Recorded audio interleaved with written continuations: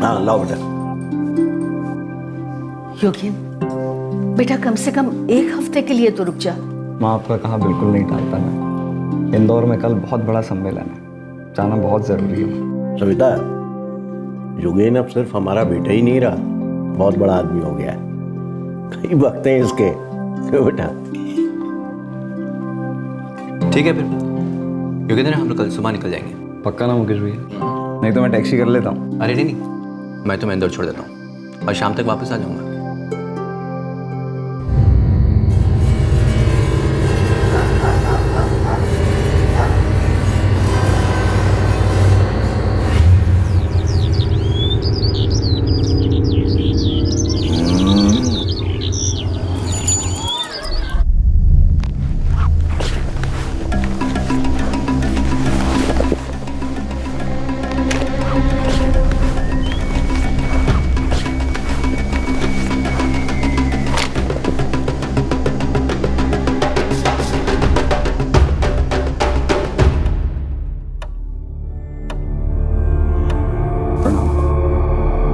प्रणाम।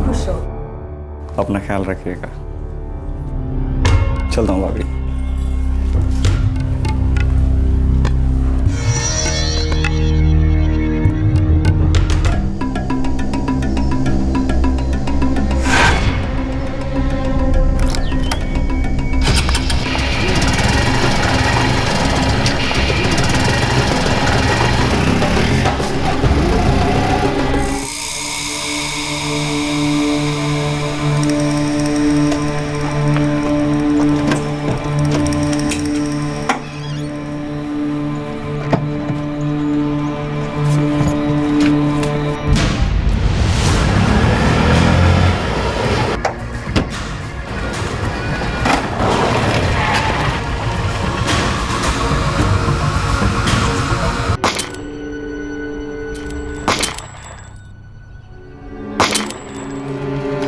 बहुत हुआ, चल।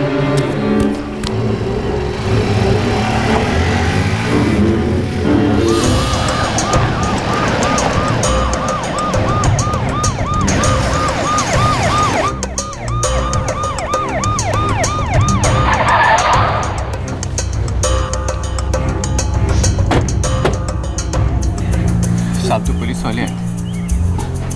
मैं गाड़ी में सूटकेस रख रहा था और वो यहाँ आकर खड़े होकर गोलियां चलानी शुरू कर दी। पुलिस वाले? जी, पुलिस वाले थे। कहाँ से आए थे? साहब वो इधर से आए थे और उधर खेतों की तरफ से भाग गए। जी मैं यहीं पास में रहता हूँ। गोलियां चलने की आवाज़ सुनी तो मैं दौड़ के आ गया। सर मैं प्रकाश जी का गार्ड हूँ, उनके घर के बाहर ही खड़ा रहता हूँ। गोलियों की आवाज़ मुझे भी सुनाई दी थी। सर मैं और मेरा भाई गगन सो रहे थे, गोलियों की आवाज़ से ही जागे।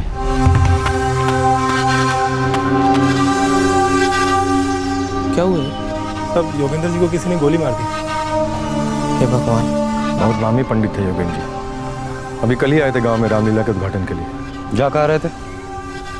मुकेश को पता होगा। वो वही रहा करता था, तो दिन बाद वहाँ एक सम्मेलन शुरू होने वाला था और उसी सिलसिले में उसका वहाँ जाना ज़रूरी था।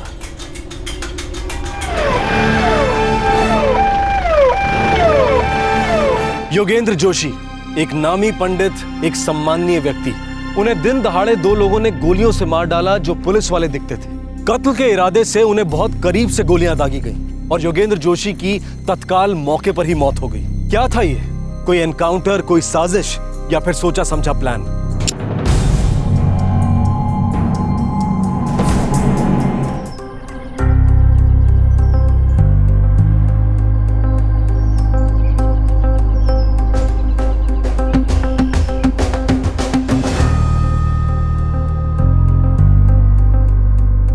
एकदम क्लोज रेंज से 6 गोलियां चलाई गईं। हार्ट, लंग्स और पेट रप्चर हो गए, फट गए। 6 गोलियां? हमें बॉडी में 6 गोलियां मिली।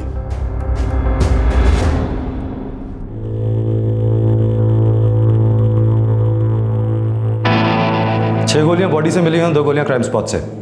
6 गोली योगेंद्र जोशी को दागी गई, 2 गोली मुकेश जोशी को दागी गई और दोनों गोलियां मुकेश को लगने से चूक गई। काश मैं अपने भाई को बचा पाता। मैं तो बस गाड़ी की डिक्की में सामान जमा रहा था। उतने में वो आदमी आया और धड़ाधड़ गोलियां चलानी शुरू कर दी। मैंने योगेंद्र को बचाने की कोशिश की थी, लेकिन तब तक वो जमीन पर गिर चुका था। फिर वो आदमी और पास आया तो मैं अपने आप को बचाने के लिए कार के पीछे जा छुपा। वो लोग बाइक पे आए थे? जी हाँ सर, लाल बाइक थी। आप उनका नंबर नोट कर पाए? जी, जब वो भाग रहे थे तब मैंने नंबर प्लेट देखने की कोशिश की थी, लेकिन उस बाइक पर कोई नंबर प्लेट नहीं थी। 0.8 mm की गोलियां हैं, माउजर गन।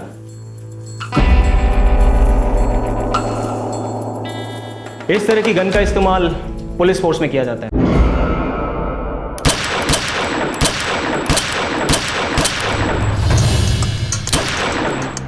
मैडम, डीआईजी साहब आपसे मिलना चाहते हैं।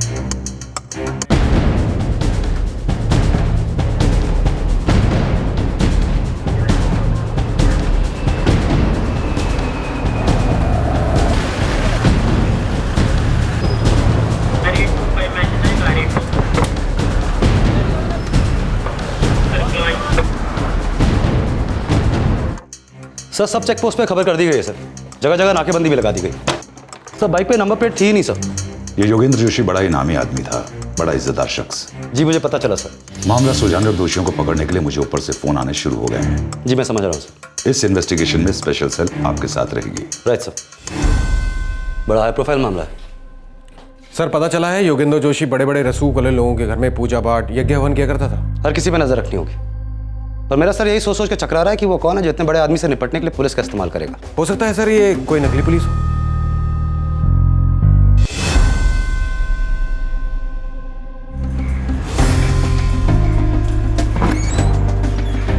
अमृता, किसी भी चीज की परवाह मत करना, हमें ये केस जल्द से जल्द क्रैक करना है। हो जाएगा सर। ये योगेंद्र जोशी हत्याकांड से बहुत लोग नाराज हैं। हमें इस केस की तह तक जल्द पहुंचना होगा। सर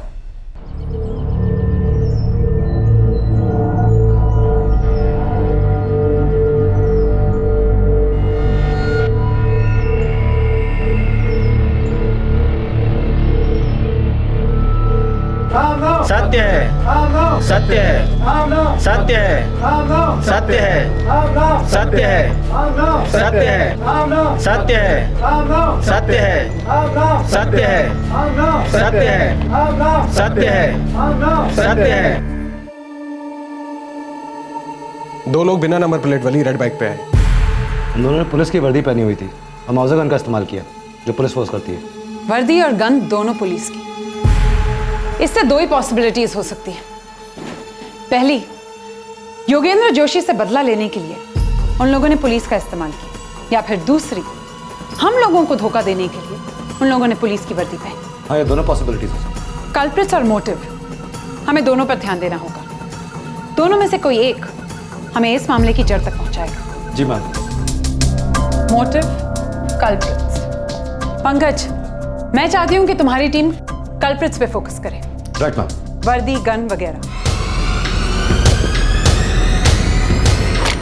और मेरी टीम मोटिव ढूंढने की कोशिश करेगी। दुश्मनी, बदला, इस पर कंसंट्रेट करेगी।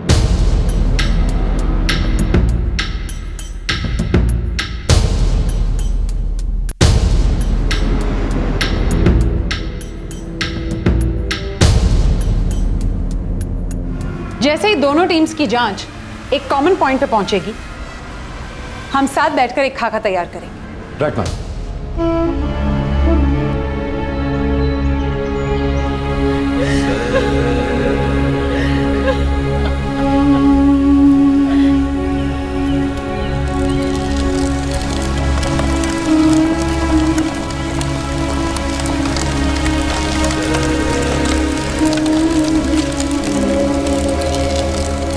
एक हाई प्रोफाइल हत्याकांड और उसकी मल्टी डायरेक्शनल जांच पड़ताल, जिसके एक तरफ मोटिव्स और मकसद की भूल भुलैया थी और दूसरी तरफ कल्प्रिट्स और दोषियों के चेहरे पर पड़ा स्याह नकाब। सर, राज्य के सारे थानों से मिली खबर के मुताबिक केवल एक माउजर गन चोरी हुई है, वही भोपाल के इंस्पेक्टर के घर से। चोरी कब हुई? कोई 15 रोज पहले, 6 अक्टूबर 2012 को इसकी एफआईआर भी रजिस्टर की गई। भोपाल यहाँ से करीब 116 किलोमीटर दूर है, राइट? Right sir. चलो और जानकारी निकलवाई जाए।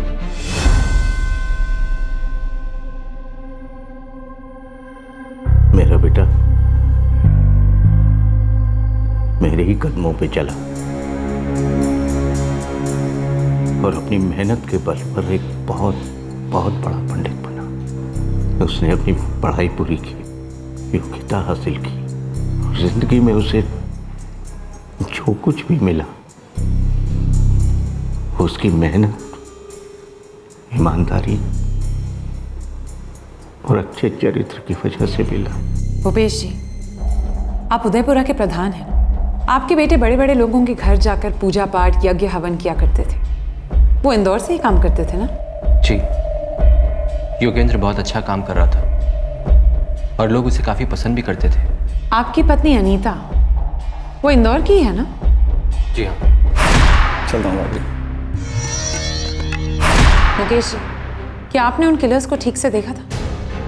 क्या आप हमें उनका हुलिया बता सकते हैं ताकि हम स्केच बनवा पाए? जी, मैं उन्हें ठीक से देख नहीं पाया क्योंकि वो लोग लगातार गोलियां चला रहे थे और जैसे ही मैंने योगेंद्र को बचाने की कोशिश करनी चाहिए तो लोगों ने मुझ पर भी फायरिंग शुरू कर दी और मैं कार के पीछे जाकर छुप गया। मुझे उन सभी लोगों की लिस्ट चाहिए जिनके घर योगेंद्र पूजा पाठ किया करते थे। बहुत ही बड़े आदमी थे, हमारे यहाँ भी उन्होंने कई बार पूजा पाठ किया था। कोई 6 महीने में मैं एक बार मिला करता था उनसे। हाँ, अच्छे पंडित थे। पूजा के सिलसिले में कई बार मुलाकात हुई उनसे। Thank you sir.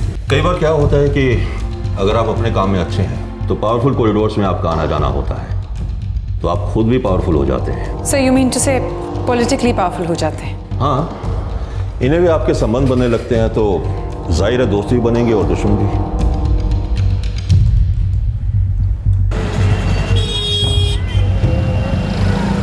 कमाल के आदमी थे योगेंद्र जी।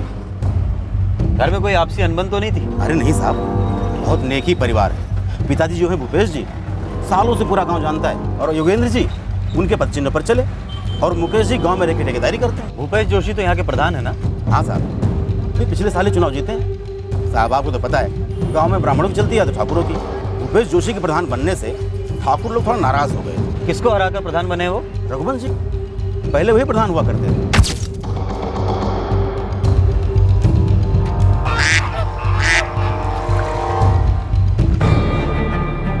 5 की रात चोरी हुई। सर, गन चोरी हुई? आपकी वर्दी नहीं? पूरे इलाके में हर किसी की जांच पड़ताल की, लेकिन उसका कहीं कोई भी नामो निशान नहीं है। और गोलियां? उसकी मैगजीन लोडेड थी। तलाश करिए, हाजिर करिए सबको। होना इस गन की चोरी का योगेंद्र जोशी हत्याकांड से कोई ना कोई ताल्लुक जरूर है। करता हूँ। खबरें काम पे लगा। लगता है किसी ने एक प्लान के तहत पुलिस की वर्दी का इस्तेमाल किया। सर,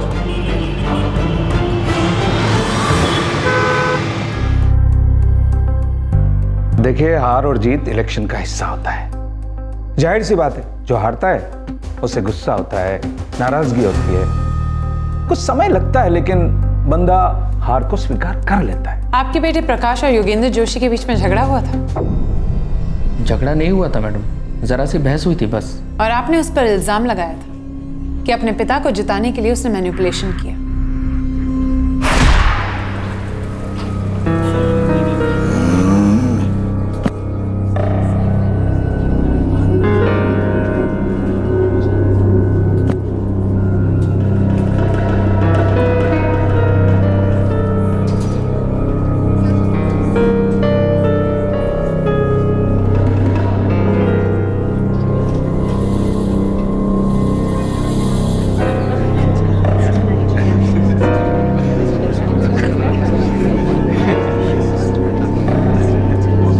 मतगणना के अनुसार भूपेश जोशी जी 243 मतों से जीतते हैं। उन्हें टोटल 956 वोट मिले हैं, जबकि रघुवंश चौहान जी को 713 मत मिले हैं।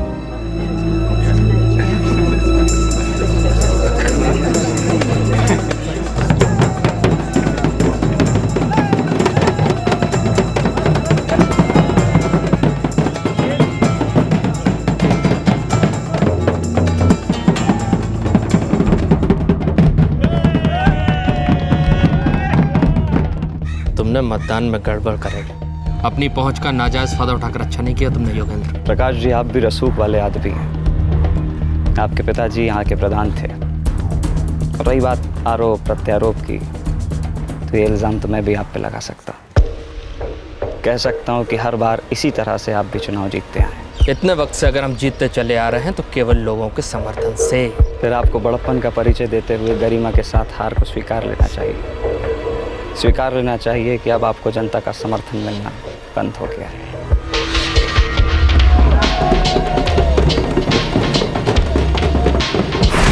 फिर मैं गुस्सा था, लेकिन उस बात को 1 साल हो चुके हैं। उसके बाद सब शांत हो गया था और मैंने फैसला किया था कि 5 साल पूरी तैयारी करूंगा, फिर से चुनाव लड़ूंगा। तो आपके मुताबिक योगेंद्र अपनी ताकत अपने प्रभाव का इस्तेमाल कर रहा था? जी कर रहा था। वो एक पावरफुल आदमी था, लेकिन इसका ये मतलब कतई नहीं कि मैं या मेरे पिताजी उसको अपने रास्ते से हटाने की कोशिश करते। प्रकाश और उसके बाप के फोन रिकॉर्ड्स निकलवाओ। मुझे लगता है इस दाल में कुछ ना कुछ काला हमें जरूर मिल जाएगा। Yes madam. एक बात और पीयूष, ये मुकेश जोशी के बैकग्राउंड डिटेल्स निकल, हमें कोई भी एंगल नजरअंदाज नहीं करना चाहिए। जी मैम।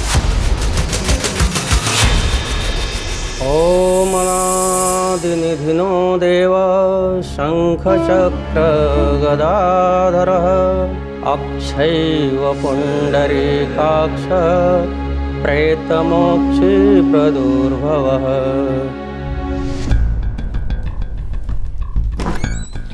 सर, पूरे जिले में खाकी कपड़ा सिर्फ 7 दुकानों में बिकता है।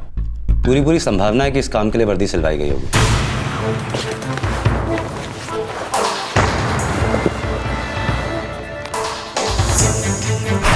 बिल्कुल सर, लेकिन सर ये भी हो सकता है कि ये सब कहीं बाहर से करवाया गया हो ताकि कोई सुराग हाथ न लगे। गन भोपाल से चुराई गई है। वर्दी का भी चांस लेके देखते हैं।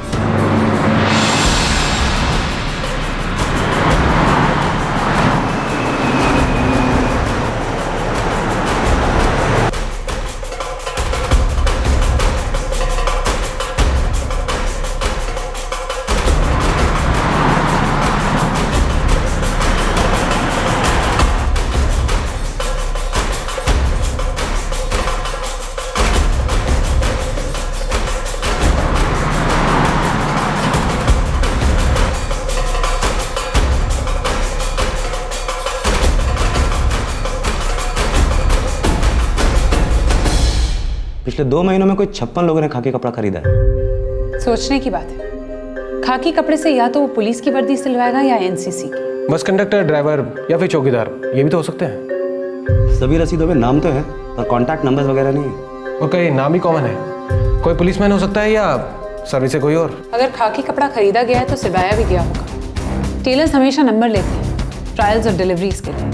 मुमकिन है। इनफैक्ट ऐसे कामों के लिए तो अक्सर खास टेलर्स ही होते हैं। तो फिर पता करो।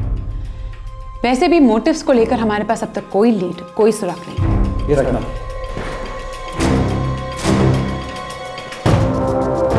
कोई नई लीड मिली? जी मैम। मुकेश जोशी कॉन्ट्रैक्ट पे काम लेता है, ठेके लेता है। दोनों भाइयों के बीच कोई अनबन? नहीं, उन दोनों के बीच तो काफी लगाव था।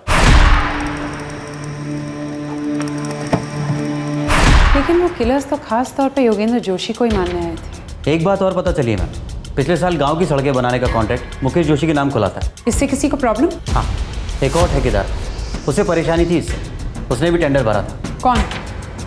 गजानन शास्त्री।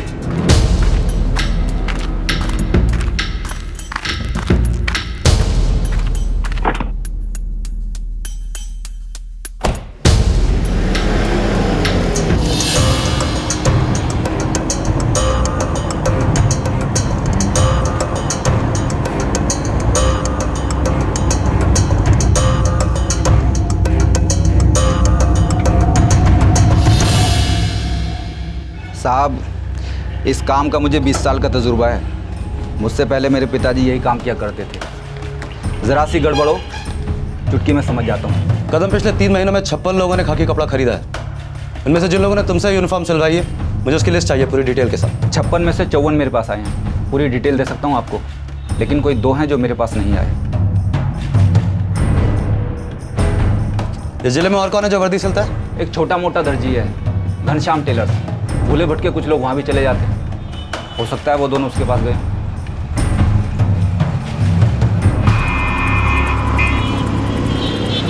जी मैं बिल्कुल गुस्से में था। मैंने भी टेंडर भरा था और मेरे काम में कोई कमी नहीं। ठेका नहीं मिला तो अब मुकेश और उसके भाई योगेंद्र से गुस्सा थे? जी मैं बहुत परेशान था, लेकिन अगर आप इन सबको योगेंद्र जोशी की हत्या से जोड़ रही हैं तो माफ़ कीजिएगा, आप गलत रास्ते पे हैं। ऐसा क्यों? अरे मैडम, क्योंकि जोशी जी बहुत पावरफुल आदमी थे।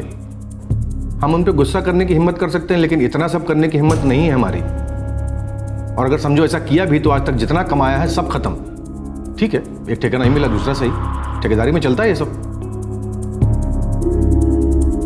अनबन, दुश्मनी, इस सब के मोटिव्स तो बहुत थे, हर जगह थे, हर तरफ थे, लेकिन किसी का भी सीधा साधा ताल्लुक योगेंद्र जोशी से नहीं था। हर चीज इसी बात के इर्द गिर्द घूम रही थी कि योगेंद्र जोशी एक रसूख वाला और बहुत प्रभावशाली आदमी है। दोषी कौन है, सारी जांच उसी दिशा में जा रही थी और बहुत जल्द कोई ना कोई सुराग सामने आने वाला था।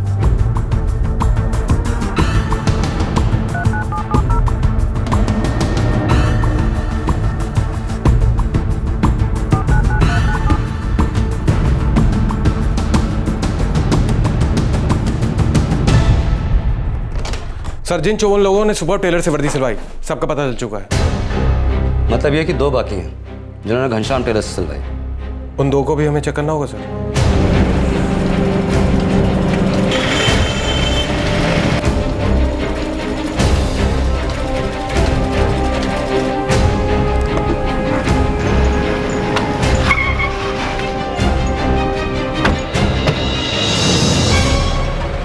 साहब ये किसी विक्की नाम के आदमी ने सिलवाई थी। दोनों वर्दियां? जी साहब। कब, किस तारीख को? 7 अक्टूबर? जी बिल्कुल, 7 अक्टूबर। 5 अक्टूबर को भोपाल में पुलिस इंस्पेक्टर के यहाँ से गन चोरी होती है और 7 अक्टूबर को वर्दियां सिलवाई जाती हैं। 9 अक्टूबर को डिलीवरी डेट दी गई है और उसका नंबर भी लिखा हुआ है।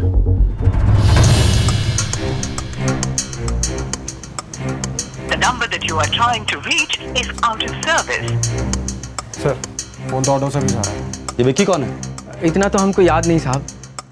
दरअसल उस दौरान हम इंदौर गए हुए थे कुछ अपने कामों के लिए और यहाँ का काम भोला सिंह देख रहा था जो हमारे यहाँ काम करता है। कहाँ है भोला सिंह? वो तो अपने घर सीहोर गया हुआ है साहब। उसका नंबर दो। जी साहब, एक मिनट।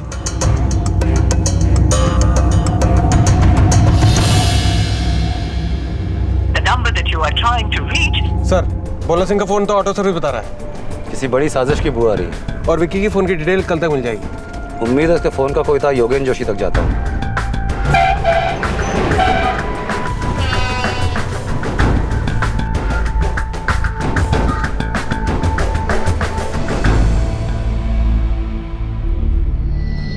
सुनो, अगर रात लौटने में देरी हो गई तो मैं इंदौर में ही रुक जाऊंगा, कल सवेरे ही आऊंगा। जी।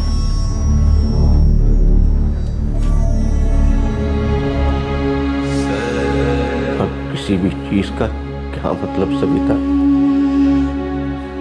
जब आपका सबसे प्यारा बच्चा ही आपको छोड़कर चला जाए। ऐसी भी क्या दुश्मनी कि कोई किसी को इतनी बेरहमी से मार डाले।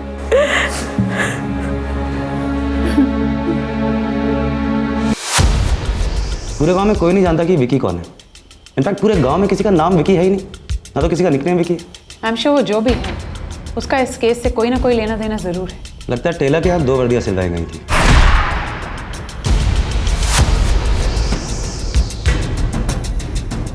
उस सीहोर वाले भोला सिंह के जरिए, और उसका नंबर भी बंद आ रहा है। दाल में डेफिनेटली कुछ काला है। इस विक्की की फोन डिटेल्स आ जाएंगी कल तक हमारे पास।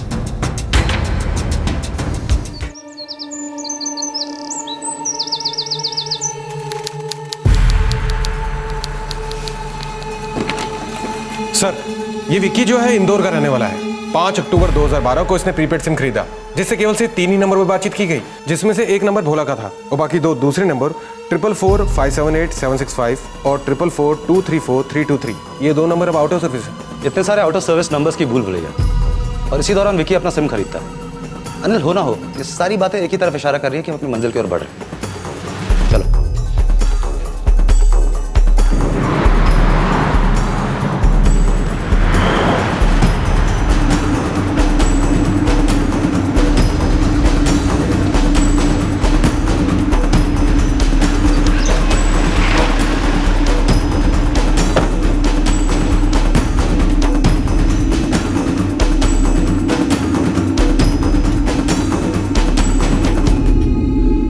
12/45 भवानी नगर, लेकिन दरवाजा तो बंद है।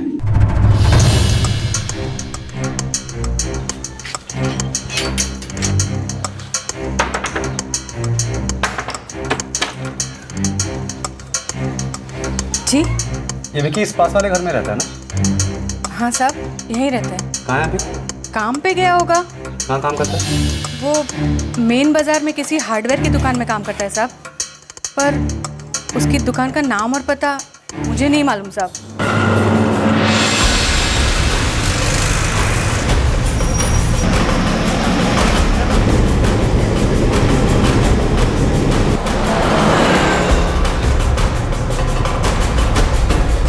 जी साहब, विक्की यही काम करता है। ये विक्की वही है ना जो भवानी नगर का रहने वाला है? जी हाँ साहब। अभी कहाँ है वो? जी अभी किसी काम से गया है, बस आधे घंटे में आ जाएगा। साहब बात क्या है?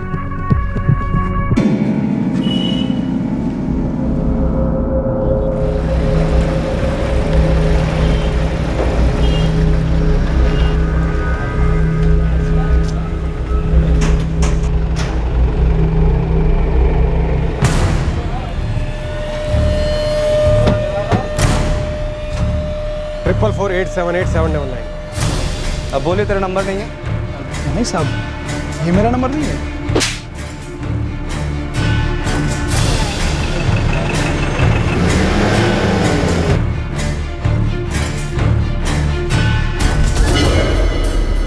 योगेंद्र जोशी मर्डर केस, बता इससे क्या लेना देना है तेरा? मैडम जी, योगेंद्र जी तो बहुत बड़े आदमी थे, मेरा भला उनसे क्या लेना देना हो सकता है? मैं तो मामूली सा मजदूर हूँ। इस नंबर का सिम कार्ड इंदौर से तुम्हारे नाम से खरीदा गया था, और ये रहे वो डॉक्यूमेंट्स जो तुमने सिम लेते वक्त दिए थे, और ये रही वो कॉल लिस्ट जिस पे तुमने कॉल किए थे। और घनश्याम टेरेस के भोला सिंह से तुमने 2 वर्दियां सिलवाई थी पुलिस की। देख, सच बोलना सेहत के लिए अच्छा होता है, तेरे लिए भी अच्छा होगा। चल जल्दी से बता, किसके लिए काम करता है? मैडम जी, मैंने तो सिम इस्तेमाल ही नहीं किया था। हाँ याद आया, मैंने सिम किसी और के लिए खरीदा था। तेरी बात पे विश्वास कर लिया, अब बता किसके लिए खरीदा था? मैडम जी, हार्डवेयर की दुकान के साथ साथ मैं एक ठेकेदार के लिए भी काम करता हूँ। उसने मुझसे बोला था कि मैं उसे नया सिम कार्ड ला करके दूँ। उसे नए नाम से ठेका लेना था, जिसके लिए उसे नया नंबर चाहिए था।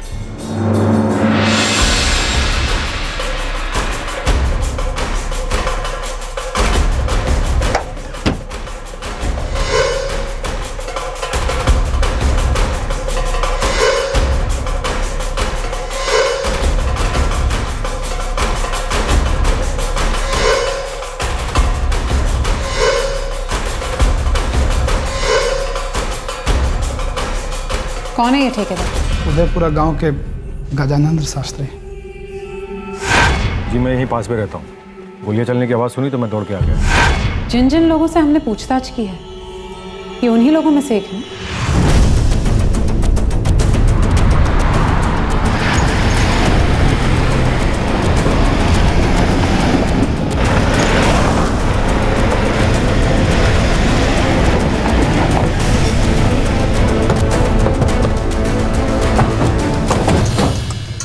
मैम, गजानन का सेल बंद आ रहा है। शायद हमारी पूछताछ से अलर्ट हो गया।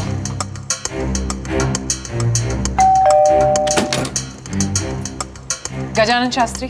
वो घर पर नहीं है। कहाँ गए? किसी काम से गए हैं, कुछ बताया नहीं।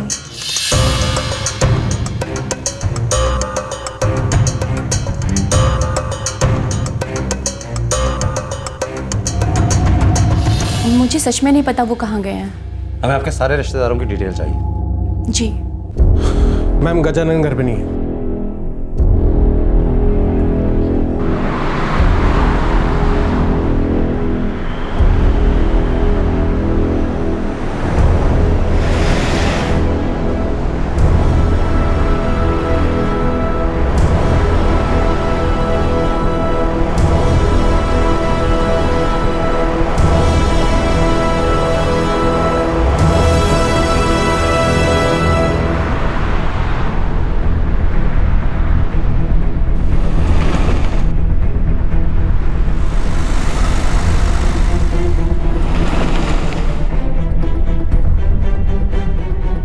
गजानन शास्त्री के हर रिश्तेदार के यहाँ लगभग खोज के देख लिया हमने। न जाने कहाँ फरार है। जिससे भी पूछते हैं वो यही कहता है कि उन्हें नहीं पता कि कहाँ गया है।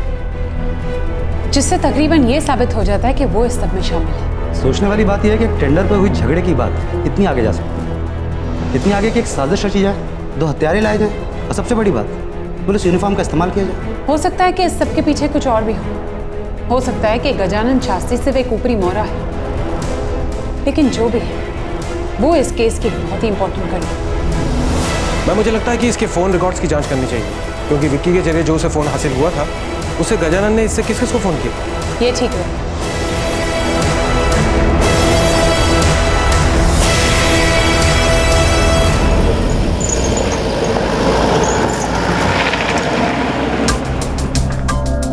सुबह 7:15 बजे योगेंद्र अपने भाई के साथ घर से बाहर निकलता है। उसकी कार यहाँ पर पार्क है। वो कार तक पहुंचता है। इतने में 2 लोग बाइक पर पुलिस यूनिफॉर्म में वहां से यहाँ आते हैं, यहाँ रुकते हैं, उस पर गोलियां चलाते हैं और फिर यहाँ से गायब हो जाते हैं। तो जरूर उनके बाहर आने का इंतजार कर रहे होंगे। मुझे लगता है कोई तो है जो उन्हें इन्फॉर्म कर रहा था। अगर आपका इशारा मुकेश जोशी की तरफ है तो उसके फ़ोन रिकॉर्ड्स बताते हैं कि इस दौरान उसकी किसी से भी बात नहीं हुई है। मेरा मतलब है कि कोई तो है जो जानता था कि वो घर से कब निकलने वाला है। वो बहुत ही फेमस आदमी है। वो इस गांव में रामलीला के उद्घाटन के लिए आया था। हो सकता है कि फैमिली मेंबर्स के अलावा और भी कोई है जो जानता था कि वो घर से इंदौर के लिए कब निकलने वाला है। पंकज, मुझे ना ये सब कोऑर्डिनेटर लगता है। साजिश का मास्टरमाइंड। कोई तो जरूर इसका मास्टरमाइंड है।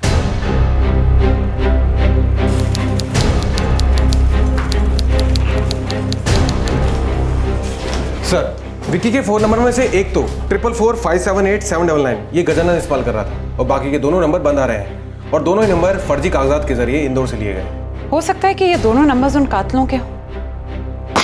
444878799 से 18 अक्टूबर को सुबह 7:15 बजे दोनों में से एक नंबर 444234233 पे कॉल किया गया था। इसका मतलब हमारा अंदाजा बिल्कुल सही था। ये सब कोऑर्डिनेटर था।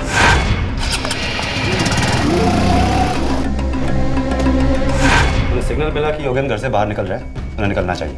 ये बात तो पक्की है कि कोई तो है जो निगरानी रख रहा था। गजानन शास्त्री भी हो सकता है।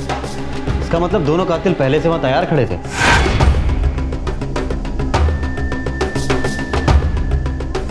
मतलब गजानन के अलावा और कोई भी शामिल है? क्या हमें ये 444234323 इस नंबर का पिन पॉइंट लोकेशन मिल सकता है जिस पे गजानन शास्त्री ने फोन किया था? यस मैम, बस 1-2 दिन का टाइम लगेगा। निकलवाओ फिर। ये गजानन शास्त्री के फोन रिकॉर्ड्स क्या दिखा रहे हैं? पिछले 1 महीने से सीहोर के एक नंबर से लगातार टच में है। कहाँ है भोला सिंह? वो तो अपने घर सीहोर गया हुआ है साहब।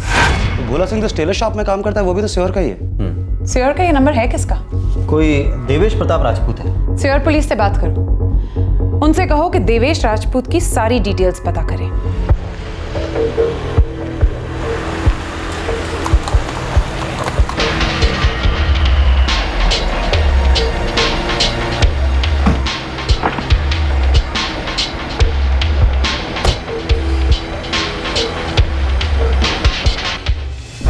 सर, देवेश राजपूत सीहोर का एक जाना माना नेता है। उसका इस उदयपुरा के गजानन शास्त्री से क्या ताल्लुक है? सर, ऐसा तो कोई संबंध अब तक नहीं खोज पाए हैं, लेकिन देवेश राजपूत उदयपुरा से चुनाव लड़ने की तैयारी जरूर कर रहा है। ऑलराइट, मतलब यह है कि उसका उदयपुरा से कुछ ना कुछ ताल्लुक जरूर है।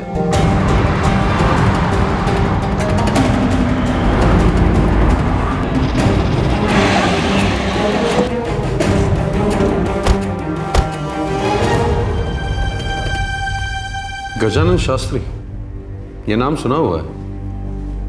सुना ही होगा। पिछले 1 महीने में 25 बार आपने उससे फोन पे बात की है। अगर वो उदयपुरा के हैं तो जरूर हमारे कोई शुभचिंतक रहे होंगे। अपने इलेक्शन की कैंपेनिंग के सिलसिले में बात की होगी। और योगेंद्र जोशी, ये नाम तो आपने पक्का सुना होगा। बिल्कुल सुना है, काफी नामी पंडित थे। और उनका झुकाव आप जिस पार्टी से हैं उसकी विरोधी पार्टी की ओर रहा।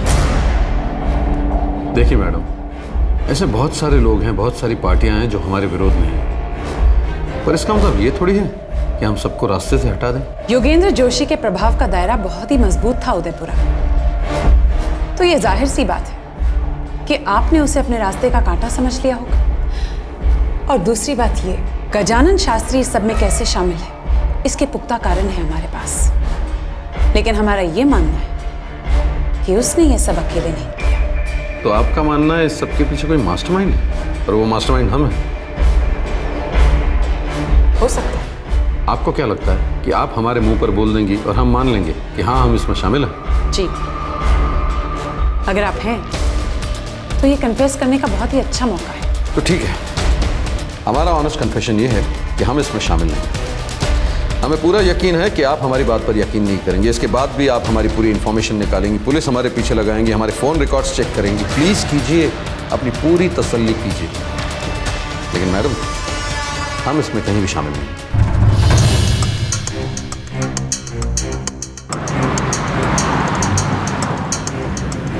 मेरा इंट्यूशन है कि ये इसमें शामिल है, लेकिन कैसे, ये पता करना पड़ेगा।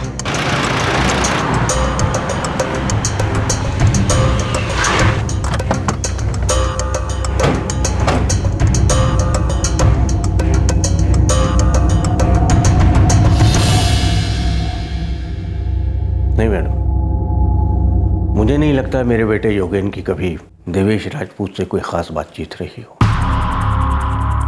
और अगर उसकी किसी से बातचीत रही भी है तो इसका हमें पता नहीं। हाँ, लेकिन उसका काफ़ी बड़े लोगों के साथ उठना बैठना था।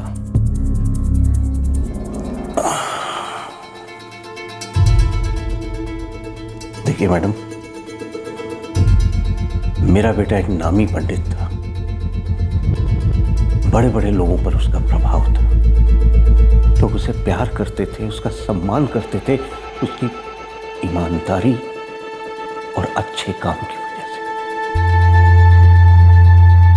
वो सत्ता का भूखा नहीं था, कभी नहीं रहा, कभी नहीं। आपको ठीक से याद है कि बाइक पे कोई नंबर प्लेट नहीं लगी थी? जहाँ तक मुझे याद है उस बाइक पे कोई नंबर प्लेट नहीं थी।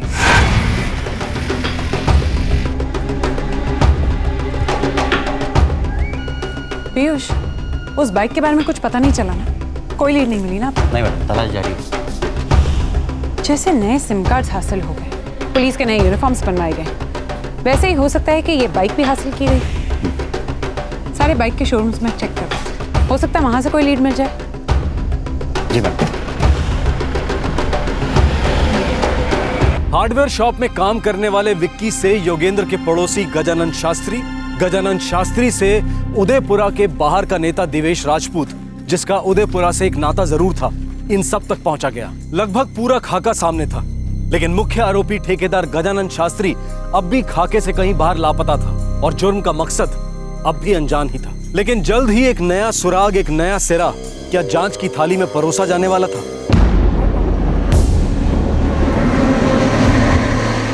हाँ साहब, हाईवे से सटी रोड के किनारे के शोरूम से 14 अक्टूबर को एक बाइक खरीदी गई थी साहब। लाल रंग की बाइक? हाँ साहब, लाल रंग की बाइक उदयपुरा से खरीदी गई थी साहब। उसका रजिस्ट्रेशन होना भी बाकी था। जी साहब, साहब ये आपकी लीड हो सकती है।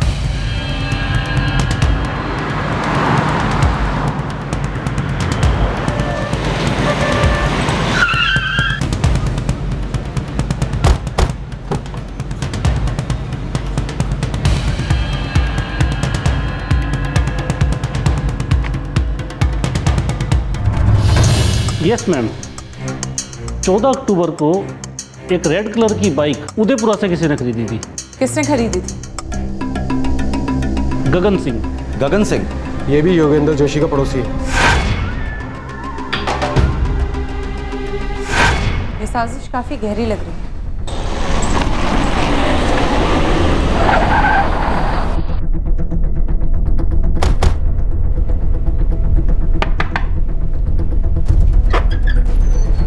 आकाश सिंह जी। तुम्हारा भाई गगन सिंह कहाँ है? जी वो बिहार में है, हमारे होम टाउन गया है। नंबर दो। The number you have called is currently switched off. Sir number तो बंद आ रहा है। सर मैंने कुछ नहीं किया साहब।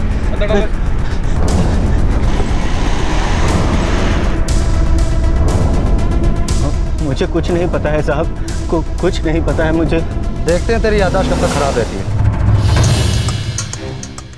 देख, अगर मैंने तुझे इन लोगों के हवाले कर दिया ना तो ये सलीके से पेश नहीं आएगी। इसलिए आखिरी मौका है तेरे पास, जो भी सच है सब बता दे। समझा आकाश? मैडम मुझे नहीं पता गगन नई बाइक क्यों लाया था। मतलब तुझे पता है कि गगन नई बाइक लाया था? गगन ने बोला था कि वो दोस्तों के लिए ली है। कौन थे वो दोस्त? जी वो भी नहीं मालूम। वो 16 तारीख की रात को आए थे।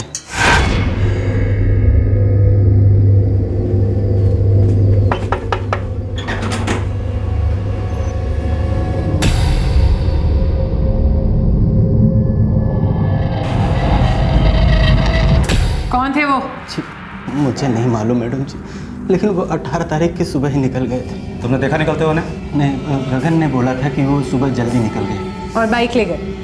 गगन ने तो यही बताया था। मतलब वो लोग ही कातिल थे? मुझे नहीं मालूम। चल बता, कौन थे वो लोग? मालूम नहीं जी, गगन ने बताया था कि मनोज के दोस्त थे। कौन है ये मनोज? मनोज प्रजापति। वो प्रकाश चौहान का पर्सनल बॉडीगार्ड है।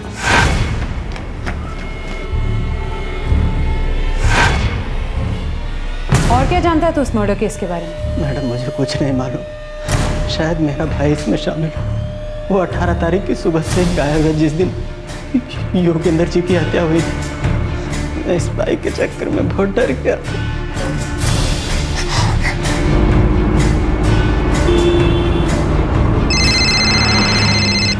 मैम प्रकाश चौहान का मोबाइल भी स्विच ऑफ आ रहा है।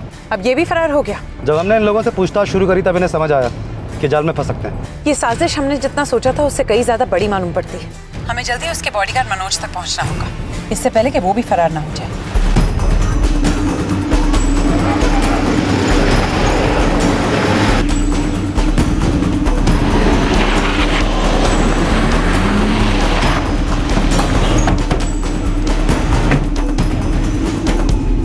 देखिए, आप मेरे बेटे पे गलत इल्जाम लगा रही हैं। है कहाँ वो? और उसका बॉडीगार्ड मनोज कहाँ है? मैं नहीं जानता, खुद ही ढूंढ लीजिए। देखिए, आप मेरे साथ ऐसा नहीं कर सकते। मैं गांव का इज्जतदार आदमी हूं, गांव का प्रधान रह चुका हूं मैं। देखिए,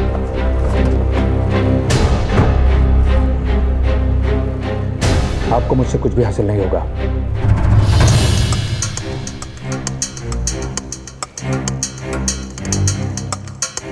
मैं जो भी इंफॉर्मेशन चाहती हूँ ना, उसे हासिल करना अच्छी तरह से जानती हूँ।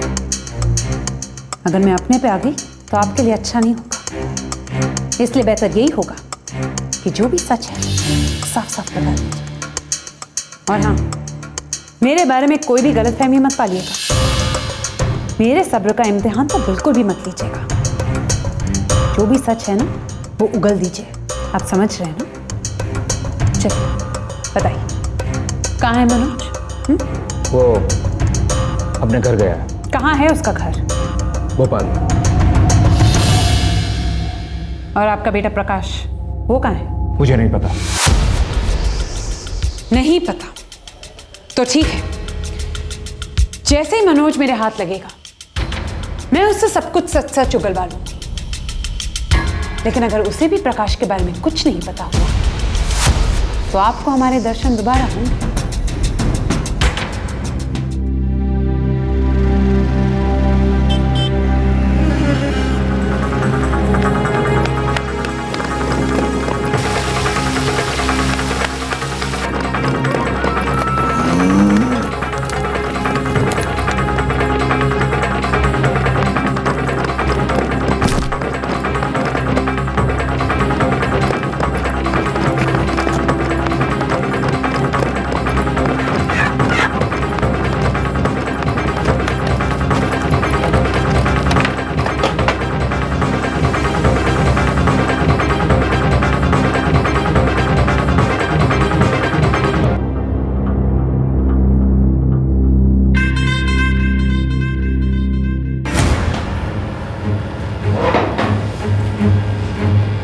देख, मुझे और इस डंडे को तकलीफ देने से पहले ये तय कर ले कि बात कैसे करनी है।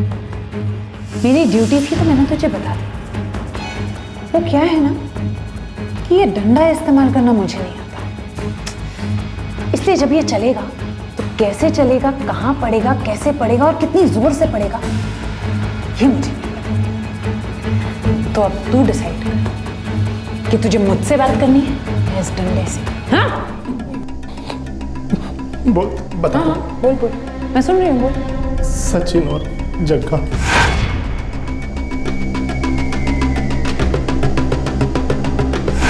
गुड, तो ये दोनों कातिल हैं। जी। और इनका आगा पीछा? वो लोग भोपाल जेल में थे। आगे बोल। उन्हें बेल पर बाहर निकाला गया।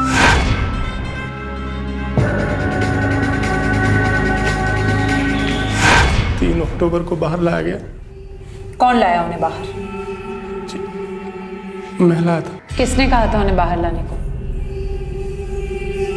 जी, प्रकाश चौहान ने। मनोज, एक काम करो, पहले उन दोनों को बाहर निकाल कर लाओ और फिर भोपाल में टिका दो, ठीक है? ठीक है सर। 16 अक्टूबर तो उन्हें गांव वापस लेकर आया और फिर गगन सिंह के घर पर छोड़ दिया। और कौन शामिल है इसमें? गजानन शास्त्री का क्या रोल है इसमें? गजानन जी ने गगन से बात की थी और मुझे कहा था सचिन और जग्गा को गगन के घर में ठहराना है। फिर मैं और गगन दोनों सचिन और जग्गा को इलाके दिखाने बाहर लेके गए।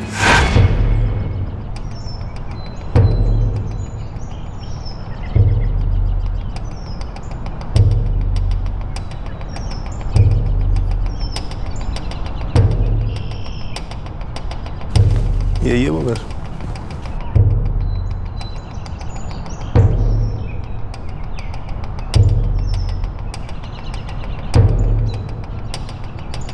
ये है योगेंद्र जोशी।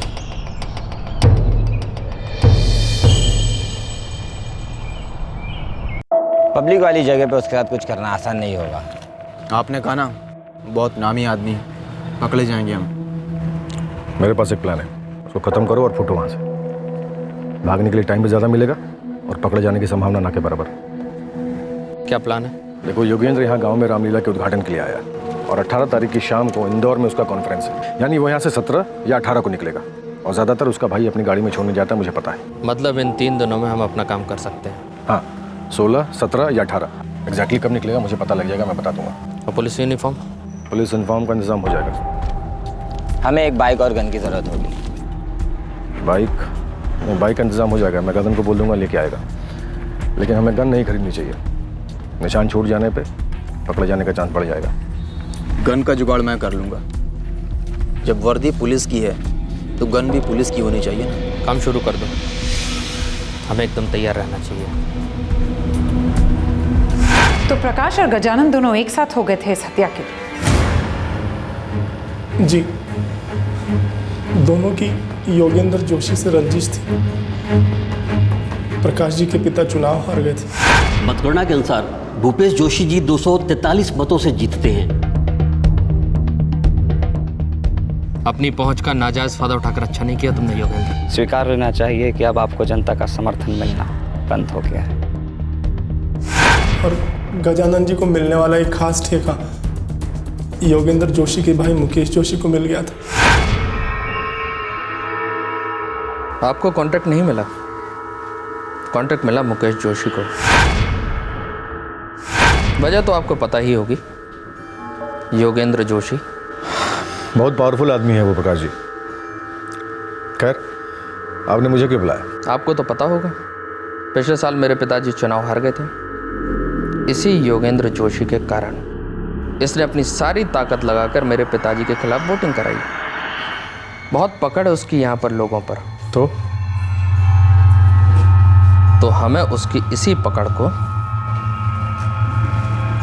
तबाह करना है। वो बहुत लोकप्रिय आदमी है, उसे तबाह करना आसान नहीं है। गजानन जी, मैंने कब कहा कि ये एक आसान बात है, लेकिन ये नामुमकिन भी नहीं है। हम एक अच्छा प्लान बना सकते हैं। देखिए, आपके पास भी एक वजह है, मेरे पास भी एक वजह है, तीसरा एक और भी है जिसके पास अपनी एक वजह है। अगर हम तीनों हाथ मिला लें तो हम सफल हो सकते हैं। वैसे भी हम बचपन से सुनते आ रहे हैं एकता में बड़ा बल होता है, शक्ति होती है। और कौन?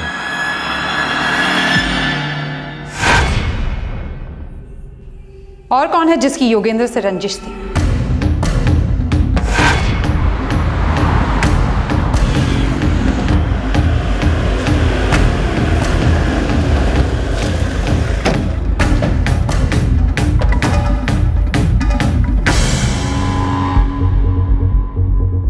हम तो यही चाहेंगे कि वो रास्ते से ही हट जाए। इससे हमारी चुनाव में जीत आसान हो जाएगी। देखिए, उसका रास्ते से हटना हम सबके लिए फायदेमंद साबित होगा, इसलिए हम सबको अपनी अपनी पूरी ताकत लगाकर उसके खिलाफ कोई ना कोई प्लान बनाना पड़ेगा। मैं आप दोनों के साथ हूं। काल करे सो आज कर, जितना जल्दी हो उतना बेहतर। तुम्हें तो पता ही होगा कि प्रकाश और गजानंद कहाँ हैं? मुझे नहीं मालूम है। जिस दिन आपने प्रकाश जी को पूछताछ के लिए बुलाया था, उसके अगले दिन मुझे अंडरग्राउंड होने के लिए कहा गया था। मैं सच कह रहा हूँ मैडम, मुझे बिल्कुल नहीं मालूम, कुछ नहीं मालूम मुझे वो दोनों कहाँ हैं। उसके बाद एक बार भी गाँव नहीं गया। तो चलो सबसे पहले उस देवेश राजपूत को पकड़ा जाए और उन दोनों के पीछे रेड अलर्ट जारी कर दो। उन चूहों के पीछे पड़ जाओ, देखते हैं कब तक बिल में छिपे रहते हैं।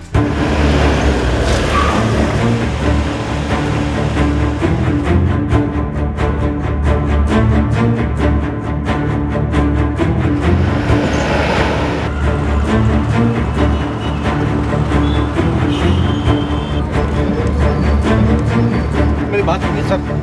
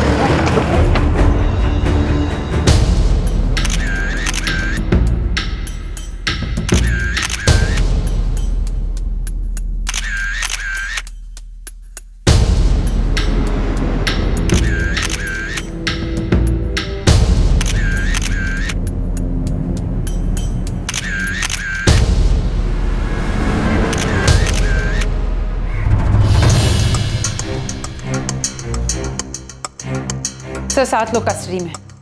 योगेंद्र जोशी से दुश्मनी रखने वाले सभी लोगों ने मिलकर इस हत्याकांड को अंजाम दिया था। सबकी दुश्मनी के कारण अलग अलग है और क्राइम में यूज की गई रेड बाइक बरामद हो चुकी है। और वो दो हत्यारे कहाँ हैं? सर सचिन और जग्गा अभी फरार है, हम उन तक नहीं पहुंच पाए और क्राइम में यूज की गई गन वो भी अब तक बरामद नहीं हो पाई है। उन दोनों को पकड़ो, वो इस साजिश की अहम और आखिरी कड़ी है। सर वो बहुत जल्द हमारी गिरफ्त में होंगे।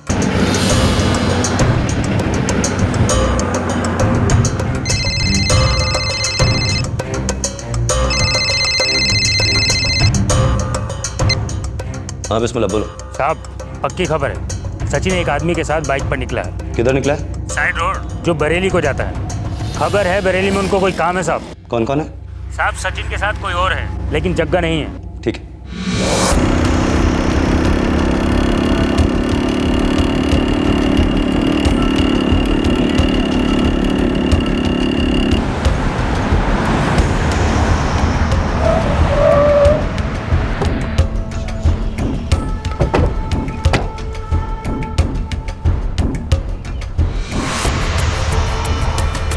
टाइम हो गया मैम, आते होंगे कभी।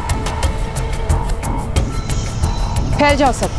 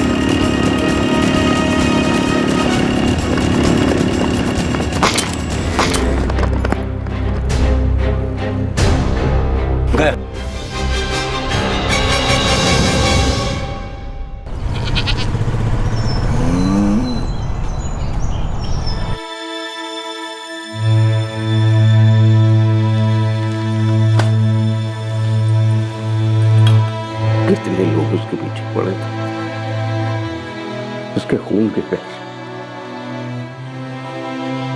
क्या मिला उन्हें? क्या मिला उन्हें योगेंद्र को मार के? क्या मिला?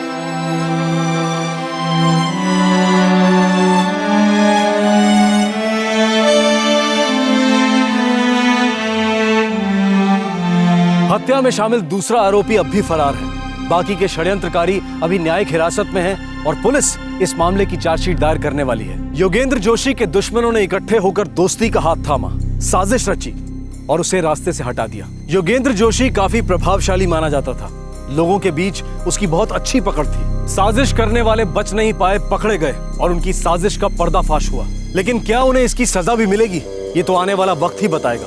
इस केस की सुनवाई शुरू होनी अभी बाकी है। कई राजनीतिक पार्टियों में क्रिमिनल बैकग्राउंड वाले लोग हैं। माना जाता है कि उनकी दबंगाई पार्टियों को वोट दिलाने में मदद करती है। एक बहुत ही फेमस लाइन है फिल्म की, with great power comes great responsibility. जब आपके पास अजीम ताकत आती है तो जिम्मेदारी भी उतनी ही बड़ी हो जाती है। हमारे देश की राजनीति में ये बात कितनी सच कितनी झूठ है, इस बात का नमूना हमें दिन रात देखने को मिलता ही रहता है। आपसे फिर मुलाकात होगी क्राइम पेट्रोल दस्तक में एक और नए केस के साथ। तब तक अपना ख्याल रखें, सुरक्षित रहें और याद रखें, ईर्ष्या, जलन, जेलसी, लालच ये इंसान के सबसे बड़े दुश्मन हैं। जय हिंद। क्राइम पेट्रोल के और भी दिलचस्प कहानी देखने के लिए हमारे चैनल को सब्सक्राइब करें और बेल आइकॉन दबाना न भूलें।